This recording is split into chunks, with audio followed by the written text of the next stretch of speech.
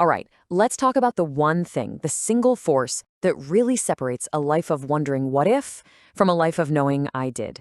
And nope, it's not just about talent or luck. It's way more powerful than that. It's an internal engine we're calling the confidence catalyst. And look, this isn't about being loud or arrogant, not at all.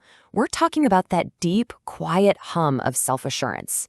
You know, that internal alchemy that literally transforms doubt into pure determination.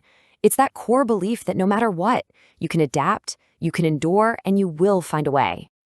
So here's our blueprint for today. First, we're going to dig into why confidence is your ultimate superfuel. Then, we'll take apart its architecture. After that, we'll crack the mental code that's been holding you back, lay out a super powerful 5-step protocol, and finally show you how to make this whole thing a daily habit. Let's just start with a feeling I think we all know way too well. That quiet regret of what if? The job you didn't go for, the idea you never pitched. That right there is the real, hidden cost of low confidence. It's living a life where you're kind of at the mercy of what other people think, where one no feels like a final judgment on your entire worth. But here's the thing. Confidence isn't some vague, fluffy concept. It is a practical, powerful tool.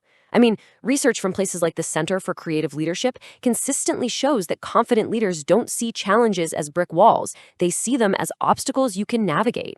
Confidence is what closes that gap between I should do this and I actually did it. Now for the good news, and this is really good news. Confidence is not something you're just born with. It's not a genetic lottery. It's a structure. It's an architecture that absolutely anyone can build with intention. So let's take a look at the blueprints. It really comes down to these 3 core pillars. First up is self-awareness. Think of this as your blueprint. You got to know your strengths, your values, what you're working with. Second, you need resilience. This is your shock absorber. It's the ability to get hit with setbacks and bend without breaking. And third, a growth mindset. This is your engine, the deep-seated belief that you can always learn and improve, which turns every single challenge into a new opportunity. Okay, but before we can build anything new and amazing, we've got to clear the ground. And that means we have to do a little digging. We need to interrogate your mental operating system. We're going on a mission to find and uninstall all that old negative programming that's been quietly running in the background for maybe years. So let's just pause on this for a second. Seriously, what outdated software is your mind running? Think about your negative self-talk, those limiting beliefs. They're like buggy old programs. Maybe they got installed when you were a kid or reinforced by some early failure. What are the bugs slowing you down right now? Do any of these sound familiar? The imposter syndrome, that constant nagging feeling that any second now you're going to be found out. Or the perfectionist paradox, right? The belief that if you can't do it perfectly, you shouldn't even start. The comparison trap, always measuring your life against someone else's highlight reel. Or maybe the catastrophizer, always expecting the worst case scenario. Just identifying the bug is the first huge step to fixing it. And here's the master key for debugging that system. You catch the thought, you challenge it, and you reframe it. So instead of letting a thought like, I'm going to totally bomb this presentation just run wild, you stop it, you catch it, and you consciously reframe it to something like, okay, I'm nervous and that's totally normal. I'm well prepared, and my only goal here is to share my ideas clearly. See that? With that simple process, you go from being a victim of your thoughts to the architect of them. It's a game changer. Okay, so theory is great, right? But it's action that really creates transformation. And that brings us to the absolute centerpiece of this whole explainer, the 5-step confidence protocol. This is your personal control panel for engineering real, lasting self-assurance. Here's the whole system at a glance. First, we assess and anchor to build a really solid foundation. Then we'll reframe and release to detox your mind. Next, we build through action. This is where the magic happens. After that, we seek feedback and iterate to fine-tune your approach. And finally, we amplify and sustain to make it a part of who you are. Ready? Let's break each one down. Step 1 is all about knowing where you stand. You can't build a skyscraper on a foundation of fog, right?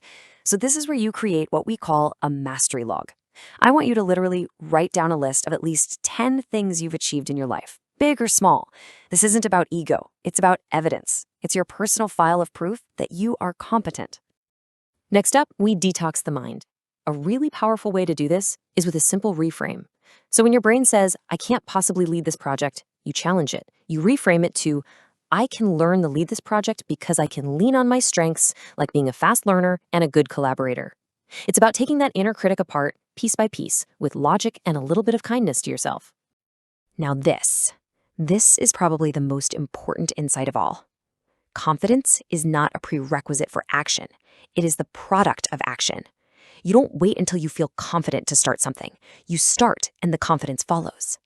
So use stretch goals, things just a little bit outside your comfort zone. And use the 5-second rule. If you have an impulse to act, physically move within 5 seconds before your brain kills the idea. Just go. Look, building confidence in a vacuum can just become delusion. Real, grounded, unshakable assurance comes from using feedback as a tool. The key here is to treat it as data, not as destiny. It's not a verdict on you as a person. So ask specific questions, like, what's one thing I could do even better next time? You take the useful insights, you discard the rest, and you just keep moving forward. And finally, you make this a lifestyle. You automate it. At the end of every single day, write down 3 things you did well in a daily victory log. This actually trains your brain to start looking for evidence of your own competence. Combine that with a confidence portfolio, a collection of past wins, positive emails, and compliments, and you create a powerful system that keeps you going. Let's see how this actually works. Take Maria. After 12 years as a stay-at-home parent, she looked at her resume and just saw a huge gap. She felt like she had nothing to offer. But using this protocol, she assessed her actual skills. I'm talking project management, logistics, crisis negotiation, and she reframed those parenting years as an intensive leadership program. That one shift gave her the confidence to go for a really challenging job. She got it, and she was promoted within a year. Or think about Ben, an entrepreneur who was basically paralyzed by imposter syndrome. He reframed his inexperience as a fresh perspective. So instead of hiding his product until it was perfect, he started seeking feedback on a really rough early version. Every bit of feedback, every tweak he made, that was a micro win that built his assurance step by step. His big crowdfunding campaign, which was built on that authentic story of learning and adapting, it was a massive success. Because here's the truth. Real, unshakable confidence isn't built on some grand stage under the spotlights. It's forged in the small, consistent, daily moments. It's all about creating a daily dynamo that is constantly generating that self-assurance for you. So here are some simple, tangible things you can start doing today. If you're a professional, before a big meeting, just state your main goal for that meeting out loud. It anchors you. If you're a student facing a tough subject, affirm out loud, I am capable of understanding this. If you're a creator, make the victory just sharing your unfinished work with one trusted person, not how they react to it. These tiny actions build incredible momentum.